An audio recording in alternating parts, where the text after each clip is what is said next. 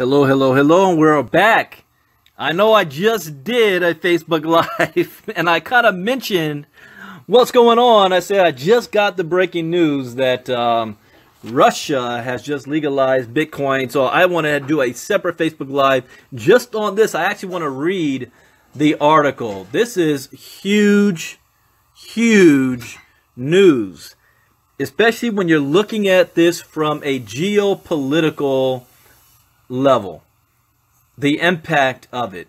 You see what's going on in China. You see what's going on in Korea. You see, I know Estonia is creating their own cryptocurrency. You see the regulations that's happening in the United States. The Pentagon is already adopting blockchain technology.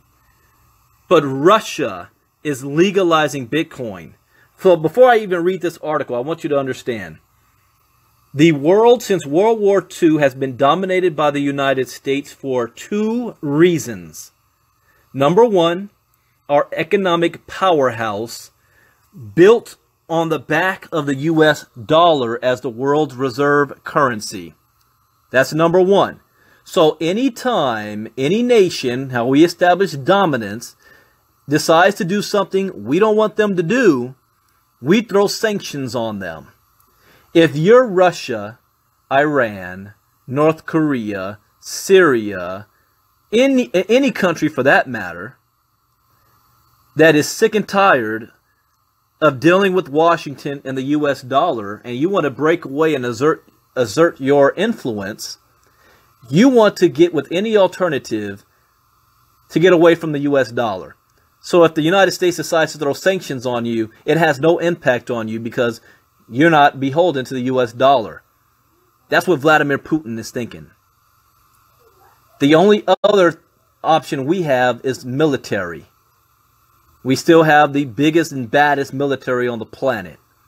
So as we see sanctions is not working with North Korea, the other option we have is what Donald Trump said at the UN: we will completely destroy North Korea, one way or another.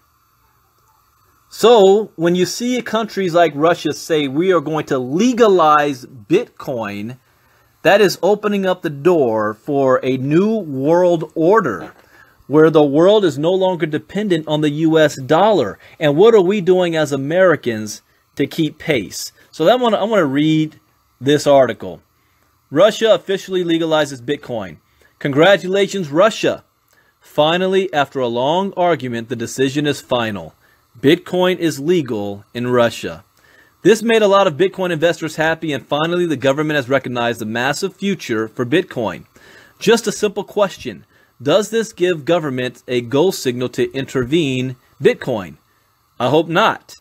Well, let's not be a party pooper here. Let's celebrate this remarkable moment of Bitcoin in Russia. Check out this interview below. A couple of weeks ago, Russian authorities announced that Bitcoin use was legitimate in the eyes of the law. With a population of 146 million people, Russia is an important market for Bitcoin and other digital currencies. Cointelegraph spoke to Jake Smith of Bitcoin.com to find out if the new development calls for a celebration.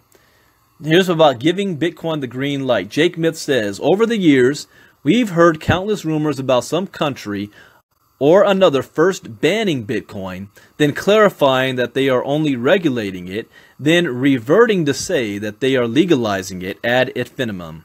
Because of this, I find it hard to get too excited or too worried whenever I hear of any country taking a policy stance on Bitcoin. However, if Russia has truly decided to give Bitcoin the official green light, then I think this is fantastic news. Now, CT says, what about when the authorities say Bitcoin use and transactions could be considered as money laundering and terrorism financing? What does it imply?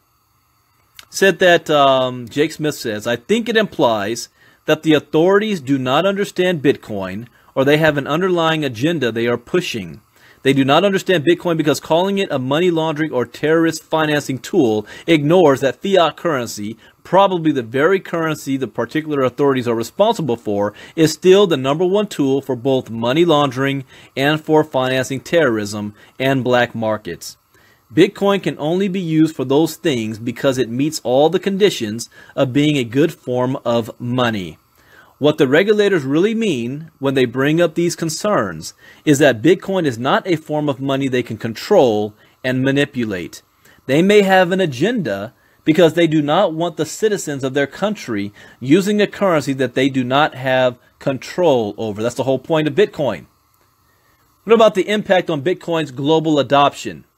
Is this in any way an indication of global government acceptance of cryptocurrency? Jake Smith says, yes, every time a country, especially a big country like Russia, clarifies their legal stance on Bitcoin, it gives it the green light. I think this is a vote of confidence for Bitcoin's global acceptance and adoption. Now, does the statement legalizing Bitcoin and other cryptos not confusing for you? Jake Smith says, I suppose it is somewhat confusing. Mostly I find it ironic because Bitcoin and other cryptos will continue to function regardless of what regulators have to say about it. I think it provides a valuable insight into the minds of regulators that they believe they can control things that they really have no influence over. Is Russia that important of a market for this to call for a celebration? Jake Smith says, every country that gives Bitcoin the green light is a cause for celebration. But Russia's population is 143 million, nearly half the size of the United States. As a country with stricter capital controls, Bitcoin will prove especially useful to Russian residents. So yes, I think it is worthy of celebration. All right. I like to read in between the lines, like I did when Jamie Dimon ran his mouth calling Bitcoin a scam. I knew he was doing market manipulation. Russia, as well as China, is also playing the same game. We're talking about two communist nations. When you see them going all nuclear on Bitcoin, and in one hand and on the other hand, they are embracing it, what is the underlying motive behind their actions? I want to start with China. China, again, like Russia, wants to get away from U.S. dominance on the world, the world finance market with the U.S. dollar. They want to end the U.S. dollar.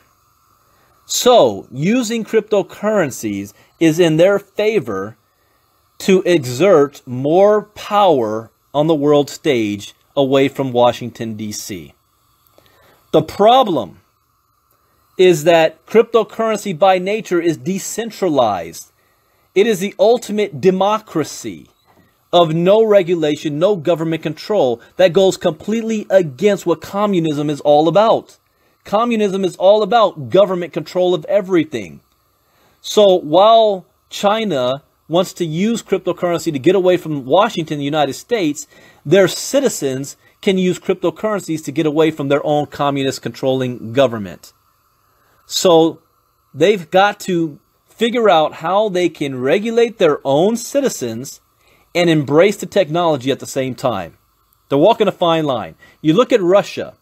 Russia announced that they are going to have the largest mining of Ethereum in the world, where 30% of all Ethereum is going to come from mining out of Russia. Yet in the very next sentence, they are banning their own citizens from mining any type of Bitcoin or cryptocurrencies. So how can you want to be the biggest miner, yet you don't want your citizens to mine? They want the government control over it. So Russia's figured, since we're not going to be able to beat this crypto game, we're not going to be able to stop it, let's go ahead, legalize it, and try to regulate it. Because they're going to come out with their own version of a crypto coin backed by Russia, like the Russian ruble. Estonia has already done it. The United States is working on the Fed coin. Russia's going to work on I think they're calling it the red coin or something like that. And every nation will have their own version of cryptocurrency, which was going to make the entire world cashless. Well, all that does is move us from fiat to crypto as far as government control, but it still isn't going to be able to compete with Bitcoin that's completely decentralized. But what it is going to do is raise awareness of the population, of their people, to start hearing and getting acclimated to a cashless society. and this whole Bitcoin cryptocurrency phenom. As the Facebook Live I did just 30 minutes ago, you are not going to be able to ignore this no matter what industry you're in, no matter what background you have, no matter your skill set, no matter your opinion. In fact, your opinion is irrelevant. Any clown out there running their mouth saying that Bitcoin is faulty or Bitcoin isn't real or Bitcoin is going nowhere, you are identifying yourself as an ignorant fool. And I say that with all due respect. For the sake of you and your family, you better get in on this game sooner than later, because you're not going to be able to avoid this. The smart ones jump on it now and follow the trend before everybody else gets put onto it. And Jarvis Coleman is absolutely right. The market is going to react to this. It went through a correction. We see how it's gone down about $400 today. I see this sucker jumping back up to $6,000 to $7,000 within the next 60 to 90 days. Are you positioned? And what, as a country, are we going to do about this? Because the United States is not leading the way on this technology. It's like we're doing everything in our power to try to prevent it. We're not leading the way. Can we afford to let our communist competitors like China and Russia dictate the pace of what cryptocurrencies is going to be doing around the world? Can we afford to let that happen? I am not going to be sitting by and waiting for our government to get in the game. You are responsible for you and your family independently. Let's get in the game and do what Jim Rohn has always said. Build a financial wall so high around your family that it is impenetrable by what happens in the world. That is the ultimate goal. As I said in the last Facebook Live, tonight, 9 p.m. Eastern, 6 p.m. Pacific, I will be doing and I don't even want to call it a webinar, I'm calling it a lecture. Got that from Greg Thurman. I'll be doing a lecture on how to get involved in the Bitcoin game and start to earn money daily on your money. So you don't have to stop your career. If you're in a 9-to-5 job, if you're in a network marketing company, if you're in real estate, you don't have to stop what you're doing. Did you have at least $100, $1,000, $10,000? It doesn't matter. To let your money work for you while you figure this out, can you at least risk that? www.bitcoinbrandon.info 9 p.m. Eastern, 6 p.m. Pacific tonight. I'll be doing late night crypto talk after that, talking about how to use cryptocurrencies to fund your retirement now, and how that be more reliable than your 401k or your savings account. That's going to be the next Facebook Live, late night crypto talk with Brandon Ivey later on tonight. I'm excited, guys. Let's get in the game. Bitcoin Brandon out. Have a great day. Bye-bye.